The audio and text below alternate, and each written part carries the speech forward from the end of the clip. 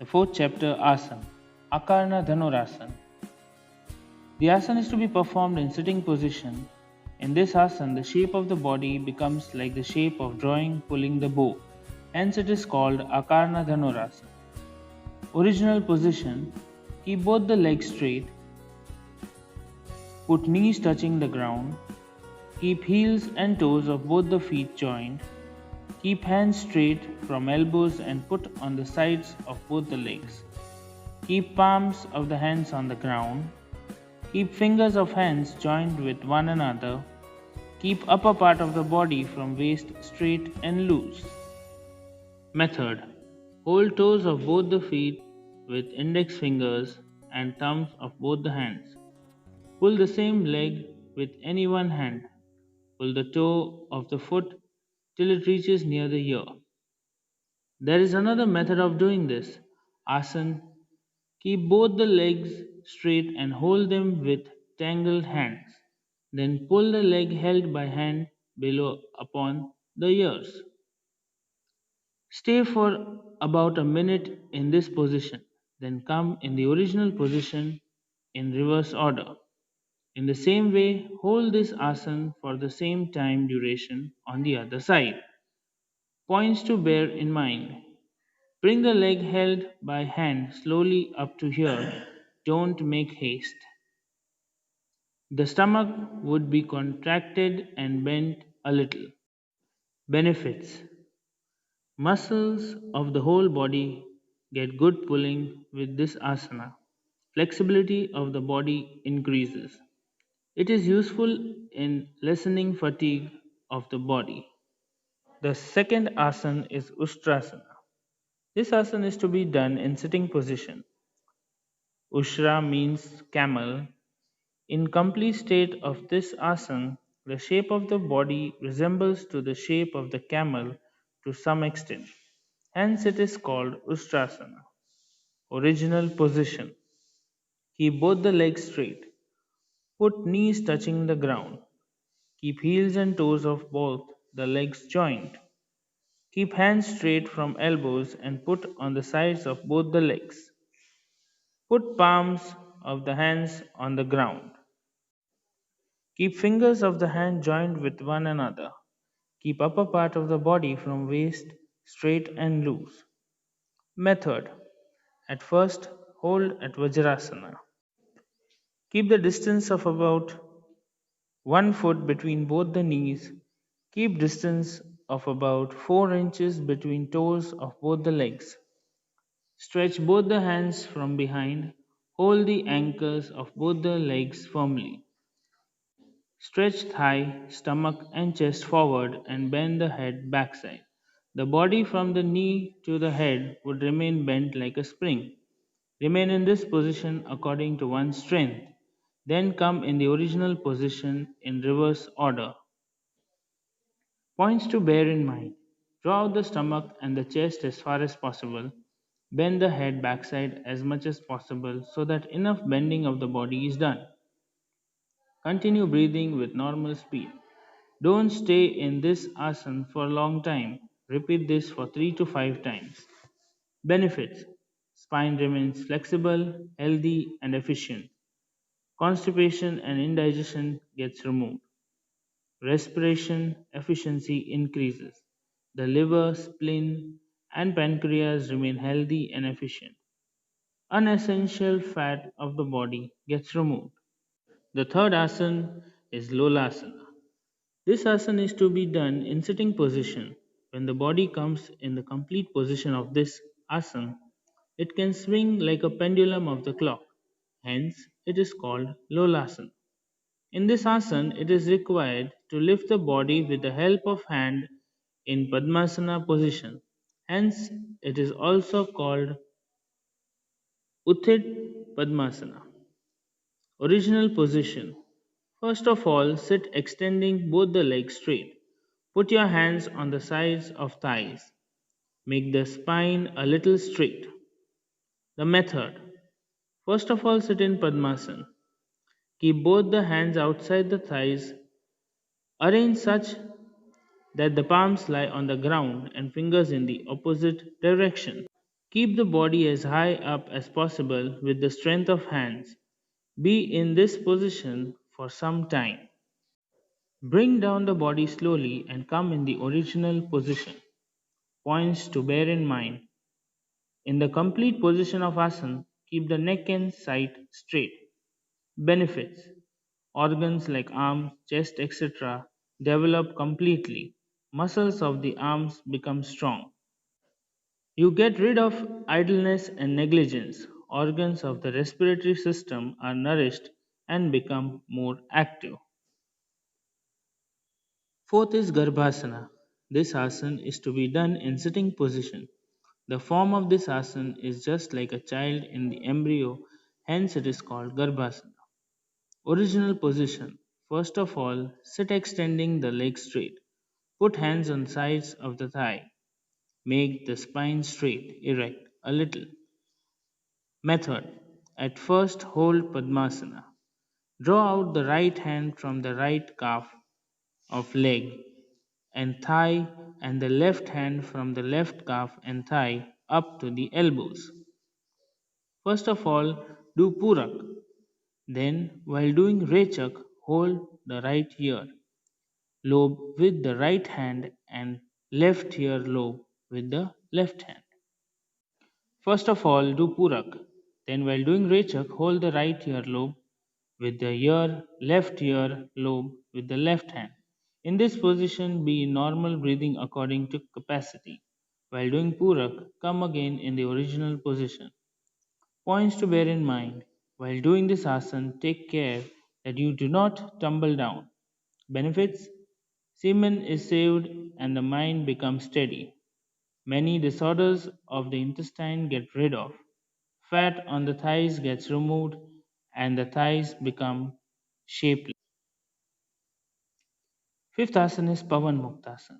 This asana is to be performed in supine position lying on back.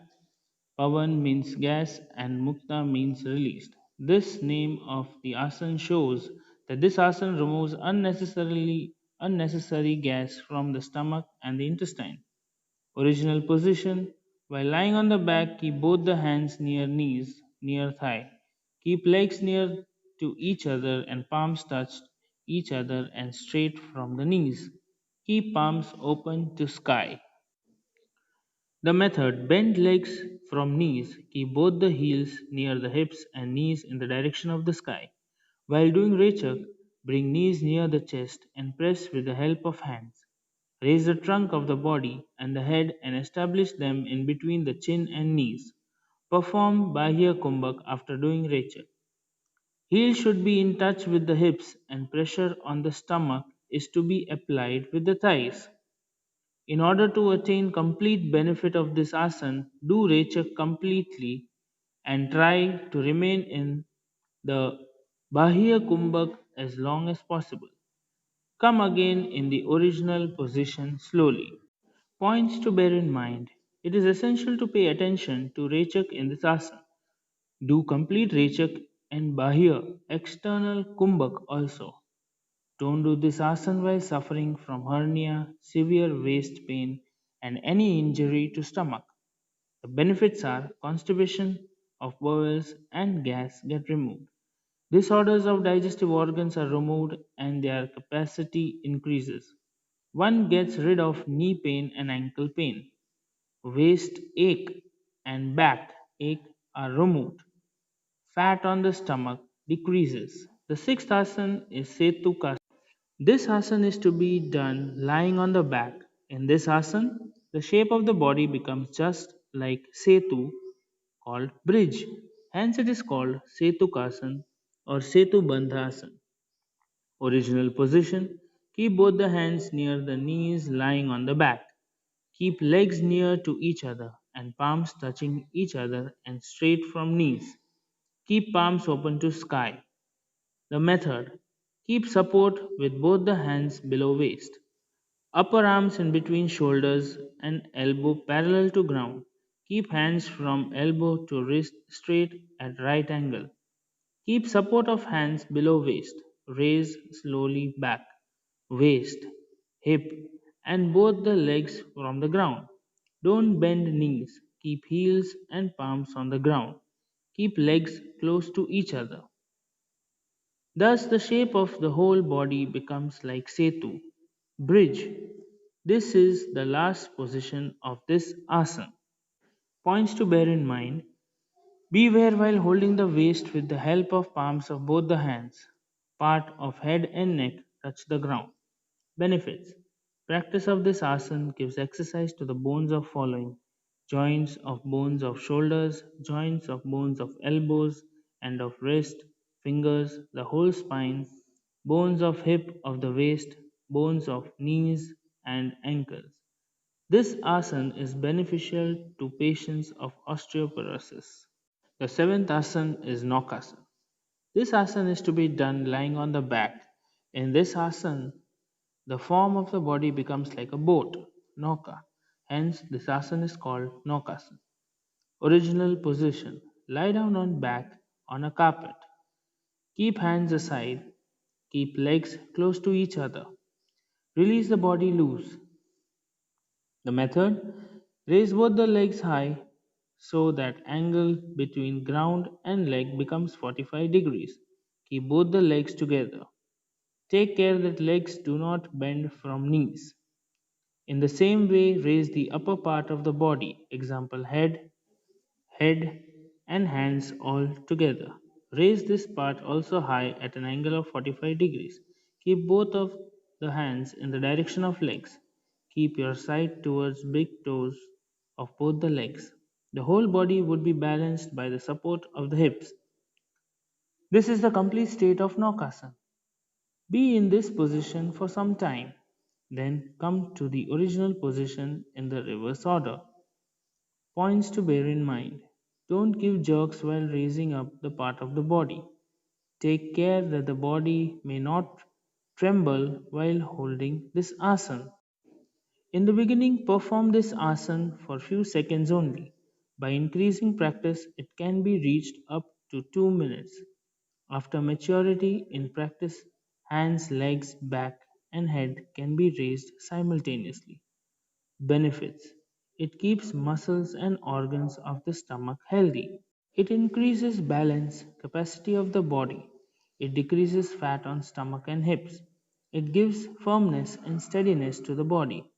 It keeps the spine healthy and capable. The eighth asana is Chakrasana. This is a backward bending asana.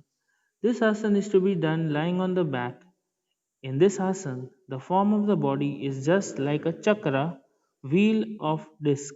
Hence, it is called Chakrasana. Original position: keep both the hands near the knees lying on the back. Keep legs near to each other and straight from knees. Keep palms towards ground. Method: at first, while doing Purak, keep feet touching the ground so that both the legs bend from knees in standing position. Keep both the hands on backside of the head and palms towards ground. Keep palms and legs firmly gripped with the ground and raise the body slowly from the waist. Keep the head touching the ground. Slowly raise the head also high up from the ground and keep your sight on backside. Stay in Kumbha according to capacity. While performing Rechak, come again in the original position slowly in the reverse order. Points to bear in mind: in this asana, at the time of raising the body from the waist, take care that hands and legs may not slip. Bring the waist downward slowly. Take care not to collide. Benefits: the spine gets good exercise. Indigestion or constipation gets removed. Feeling of zeal and enthusiasm prevail in the body. The posture becomes proper. The ninth asana is Bhujangasana. This asana is to be done lying on the stomach. Bhujan means serpent or a snake. In this asana, the shape of the body becomes like the shape of the serpent raising its hood. Hence, it is called Bhujangasana. Original position: lie on stomach, both the hands on the side of thighs. Keep palms touching the ground. Keep palms close to each other. Keep chin leaned on ground. Keep whole body straight. Method: Keep palms near respective shoulders on the side of chest. Keep palms and elbows touching the ground. Raise the head, shoulders, and chest from the ground to the navel while doing purak. This is a complete position. Stay in this position for some time. Again, put the head and the trunk on the ground while doing rechak. Come in the initial position. Points to bear in mind: students suffering from disease like hernia, ulcer of stomach, hypothyroidism, severe backache, internal TB should not do this asana. Women should not do this asana during menstruation period. The patient with post operation of stomach should not do this for 2 to 3 months. Benefits: organs of the stomach get massaging and remain healthy. Muscles of the neck become strong. Troubles of urination get rid of and the waist becomes more flexible. It gives relief in troubles like stomachache, sciatica, arcing, vertebrae slip, etc. Women get relief in pain during menstruation period and irregularity of menstruation is removed. 10th asana is Shalabhasana. This asana is to be done lying on the stomach. Shalab means locust. In this asana, the shape of the body becomes like Shalabha, hence it is called Shalabhasana. Original position: lie on the stomach. Keep both the hands on the sides of thighs. Keep palms touching the ground. Put legs close to each other. Keep chin leaned on the ground. Keep whole body straight. Do purak for long. Raise up both the legs simultaneously straight from the ground. For that, press your palms on the ground and make use of hands as lever. This is the complete position of asana. Stay in internal kumbhak according to capacity. Then bring down legs while doing rechak. Come in initial position. Points to bear in mind: bring your legs very slowly while lifting both legs high and again keeping them down. See that there is no collision even a little.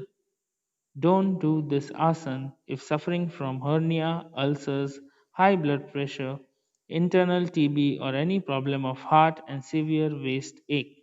Benefits: troubles of stomach, constipation, and gas are removed. Liver, pancreas, kidney, and pituitary glands become strong. Additional fat is removed, and waist becomes thin and shapely.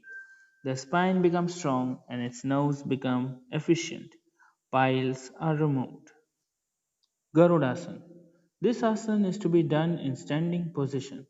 In this asana, the shape of body becomes like Garuda, eagle. Hence, it is called Garudasana.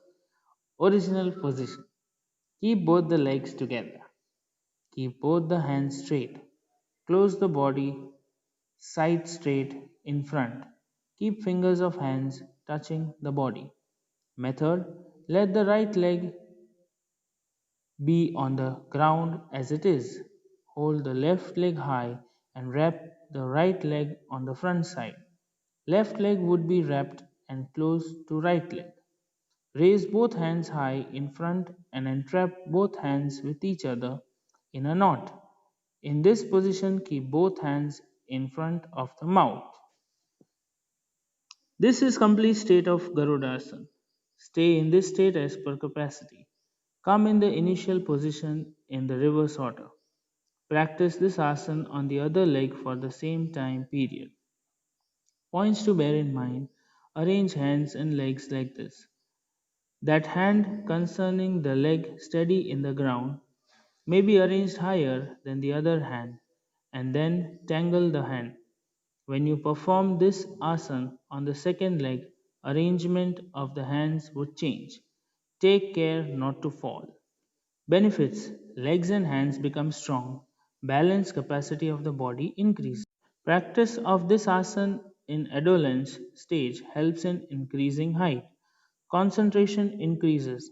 It helps in dharana. It helps in restraining the mind. The 12th asana is Makarasana. This asana is to be done in the position lying on the stomach. Makar means mugger, crocodile. When this asana is in the complete state, the body seems like a mugger, crocodile. Original position: lie on stomach, keep both the hands on sides of thighs, keep palm touching the ground, keep the legs touching each other, keep chin leaned on ground, the body completely in erect position. Method: keep a distance of a foot between both the legs, keep heels inside, fingers and toes outside. Keep both the hands one above the other below forehead. Relax the body completely stress free and lie down in the relaxed position. Points to bear in mind: make respiration process very normal and natural. Make the complete body loose and relax. Relax the body completely stress free and lie down in the relaxed position. Points to bear in mind: make respiration process very normal and natural. Make the complete body loose and relaxed. Make the mind quiet. The person suffering from low blood pressure and problems pertaining to heart should not do this asana.